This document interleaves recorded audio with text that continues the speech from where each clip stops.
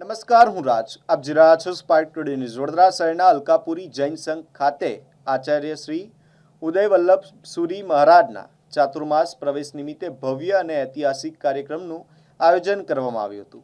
જૈન ધર્મની પરંપરા અનુસાર ચાતુર્માસ દરમિયાન સાધુ સાધ્વી ભગવંતો એક સ્થળે સ્થિર રહીને ધાર્મિક આરાધના, જપ, તપ, વ્રત અને સંયમના સંદેશનો પ્રચાર કરે છે.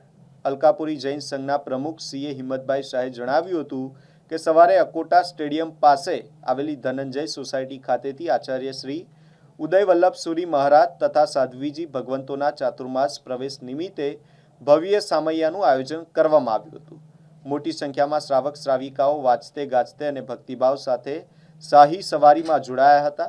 આ શાહી સામૈયું ગાય સર્કલ સ્થિત હસમુખા પાર્શ્વનાથ જિનાલય ખાતે પહોંચ્યું હતું, જ્યાં સામૂહિક ચૈત્ય વંદન બાદ આચાર્યશ્રીએ વિધિવત રીતે ઉપાશ્રયમાં પ્રવેશ કર્યો હતો. ત્યારબાદ સુધર્મા સ્વામીની પાઠ પર બિરાજમાન થઈ માંગલિક સંભળાવ્યું હતું. પછી કાર્યક્રમ અકોટા અતિથિ ગૃહ ખાતે ધર્મસભામાં પરિવર્તિત થયો હતો. પ્રસિદ્ધ જૈન સંગીતકાર દ્વારા રજૂ કરાયેલા ભક્તિમય ગીતોએ ઉપસ્થિત શ્રદ્ધાળુઓને ભાવવિભોર બનાવી દીધા હતા. સંઘના ટ્રસ્ટી પ્રશાંતભાઈ શાહે જણાવ્યું હતું કે કાર્યક્રમ પૂર્વે ગુરુ પૂજન અને વિવિધ ધાર્મિક લાભોની બોલીઓ યોજાઈ હતી. ગુરુ ભગવંતોને કામડી ઓઢાડવાનો લાભ ડૉક્ટર મનસુખ શાહ પરિવારે લીધો હતો, જ્યારે ચાતુર્માસ દરમિયાન યોજાનારી ધર્મસભાના સભા મંડપનો લાભ સ્વાતિબેન રાજુભાઈ શાહ પરિવારે લીધો હતો. કાર્યક્રમમાં શહેરના વિવિધ જૈન સંઘોના આગેવાનો, ટ્રસ્ટીઓ, સામાજિક કાર્યકરો તેમજ મોટી સંખ્યામાં શ્રદ્ધાળુઓ ઉપસ્થિત રહ્યા હતા. બહાર ગામથી પણ અનેક જૈન સમાજના આગેવાનો અને ભક્તો ખાસ આ પ્રસંગે વડોદરા પહોંચ્યા હતા. આ પ્રસંગે આચાર્ય શ્રી ઉદય વલ્લભ સુરી મહારાજે ધર્મ, સંયમ, તપ અને આત્મકલ્યાણના માર્ગે આગળ વધવાનો સંદેશ આપ્યો હતો. ચાતુર્માસના પવિત્ર આરંભ સાથે સમગ્ર જૈન સમાજમાં ભક્તિ અને આધ્યાત્મિકતાનો માહોલ છવાઈ ગયો છે.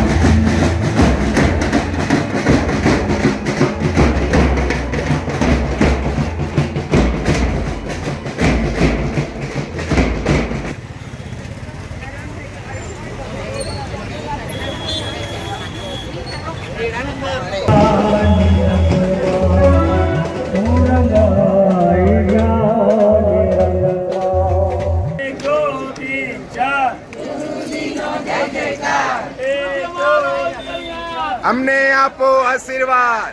ત્રૈલોક્ય લલામકુટાય ક્ષુદ્રપત્રમ શમનાય અર્હતે નમઃ સ્વાહા. અંગુઠે અમૃતવસલમ જનામણે શ્રી ગુરુ ગૌતમ સમય મંજિલ પ્રદાત્ર શ્રી સંકેશ્વર મંડળ પાર્શ્વતીન પ્રતકલ્પતરુ કલ્પ સુરય દુષ્ટપ્રાતમ પુરી મેવાંચિતમ નાથ. માન ગયું દોયાંશથી દેખી વીરાનંદ ભુજા પડે ભવ જલતર્યા પૂજો સ્કંદ મહન સિદ્ધ શિલા ગુણ ઉજાણી લોકાંતે ભગવંત વસિયા તેને કારણ ભવી. ગુરુજી અમર રહો, ગુરુજી અમર રહો, ગુરુજી અમારો અંતરના અમે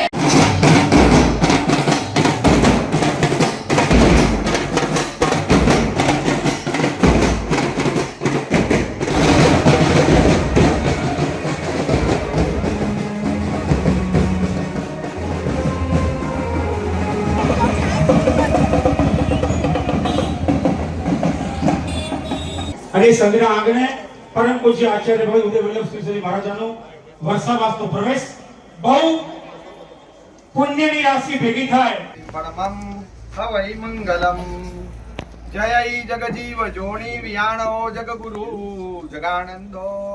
શ્વેત વસ્ત્રોમાં મહાવીરના મુનિવરોએ સંયમનો લીલેલો સંયમનો બોલ્યા લગ્નેના માંડવે ચંદ્રકુમારે વિધેલો સંયમનો હરિક્રમ ભવાવેશમાં સાહ કુટુંબનો આકુર દીપ વિદ્યાધર થઈ. નમસ્કાર દર્શક મિત્રો, આજે અલકાપુરી જૈન સંઘની અંદર જે આખા હિન્દુસ્તાનના દિગ્ગજ આચાર્ય છે, યુવાનોના રાહબર છે એવા ઉદય વલ્લભ સુરી મહારાજ સાહેબ આચાર્ય ભગવાન એ અલકાપુરી શ્રી સંઘમાં ચાતુર્માસ અર્થે પધાર્યા છે. આજે એમનો સરસ મજાનું સામૈયું કરવામાં આવ્યું છે. ગુરુદેવ 4 મહિના અહીંયા રહેવાના છે. ચાતુર્માસમાં લોકોને આરાધના કરવાના છે. આખો કાર્યક્રમ 4 મહિના કેવી રીતે ચાલવાનો છે, શિબિરો કેવી રીતે ચાલવાની છે, વ્યાખ્યાન કેવી રીતે ચાલશે, અનુષ્ઠાનો કેવી રીતે ચાલશે, કયા પુસ્તકનું ગુરુદેવ વાંચન કરશે, એના માટે સંઘના પ્રમુખ એવા ચાર્ટર્ડ એકાઉન્ટન્ટ હિંમતભાઈ શાહ આપણી સાથે છે, પ્રશાંતભાઈ છે, દિનેશભાઈ છે, જયેન્દ્રભાઈ છે. પ્રશાંતભાઈ, અમારા દર્શક મિત્રોને જણાવો આ ગુરુદેવ જે પધારવાના છે. હા બોલો.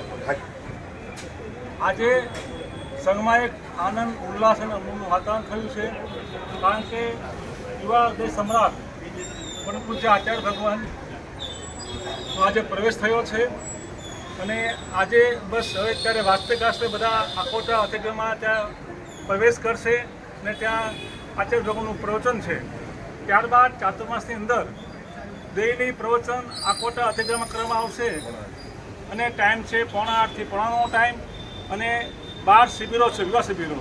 સાહેબની યુવા શિબિરમાં એક માસ્તરી છે અને કેટલાય વર્ષોથી જે લોકો સામાન્ય વ્યસની હતા, ગુટખા, તમાકુ, જુગાર, દારૂ, એ લોકોને સાચા માર્ગે લઈ ગયા છે. જેમણે દેરાસર અને ઉપાસનો પગડી પર ચડ્યું નહીં હોય એવા લોકોને પણ ધર્મ માર્ગે વાળ્યા છે.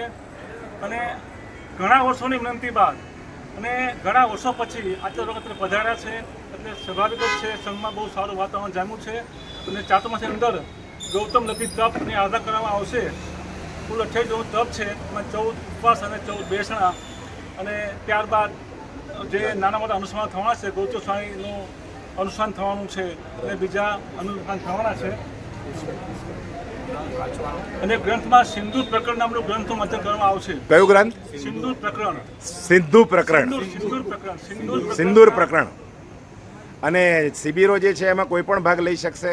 શિબિરોમાં આખા વડોદરાના બધા યુવાનોને આમંત્રણ આપવામાં આવશે. અને મારા ખ્યાલ પ્રમાણે જે પ્રમાણે સાહેબ જે આખા બરોડામાં જે એને જે વિચર્યા છે એ પ્રમાણે બહુ જ ઉત્સાહ છે.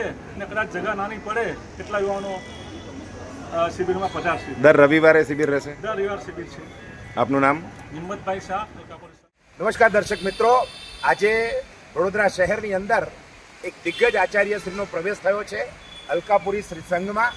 જે લાભાર્થી પરિવાર છે અમારા હર્ષિલભાઈ, એમના મંગેશભાઈ સિંહ શાહ, રાજેશભાઈના દીકરા પણ છે રાહિલ, અને ચિરાયુ છે આપણી સાથે. રાહિલભાઈ ગચ્છાધિપતિ ભુવનભાનું સુરી સમુદાયના આચાર્ય ભગવંત આપની ઘરે પધાર્યા અને આખો કાર્યક્રમ શું હતો જરા જણાવો. ગઈકાલે સવારે ભુવન માનસુરી મહારાજ સાહેબજીના દિગ્ગજ આચાર્ય શ્રી ઉદય વલ્લભ મહારાજ સાહેબજી અમારા ઘરે પધાર્યા અને બાકી શ્રમણ ભગવંતો સાથે પધાર્યા. આખા દિવસ અમારે ઘરે રહ્યા. આખા દિવસ અમને લાભ પણ બહુ સારો મળ્યો અને આજે પ્રવચન પણ બહુ સરસ આપ્યું. અને આજે જેમ મંડપમાં પધાર્યા અને જેમ યુથ જેમ એમના સાથે જોડાય છે, તો અમારી એક જ છે કે આખું વડોદરાનું યુથ એમના સાથે સરસ જોડાય અને કન્ટિન્યુઅસ 4 મહિના ચોમાસામાં એમના સાથે જોડાયેલા રહે અને એમના વાણીઓ સરસ રીતે સાંભળે. શિબિર ક્યારે ક્યારે યોજાશે? એવરી સન્ડે એમની યુથની શિબિર રહે છે. ફ્રોમ 15 to 45 એજના લોકો, બોયઝ અને ગર્લ્સ બંને આવી શકે છે. એવરી સન્ડે હોય છે. આ સેમ મંડપમાં સેમ પ્લેસમાં થશે. અને 45ની ઉપરના હોય તો આવી શકે? 45ના ઉપર પણ જેને ઇન્ટરેસ્ટેડ વધારે હોય અને જે 3 કલાક કન્ટિન્યુઅસ બેસી શકે એ ટીલ મેક્સિમમ ટીલ 58 સુધી આવી શકે અને મેક્સિમમ ટાર્ગેટ 15 to 45 યુથનું વધારે હોય છે અને શિબિરમાં જૈનિઝમને કેવી રીતે પ્રેક્ટિકલમાં અપનાવવાનું અને ડે ટુ ડે પ્રેક્ટિકલ કેવી રીતે જીવવું એ બધું સમજાવવામાં આવે છે. આપનું નામ? મારું નામ છે હર્ષિલ શાહ.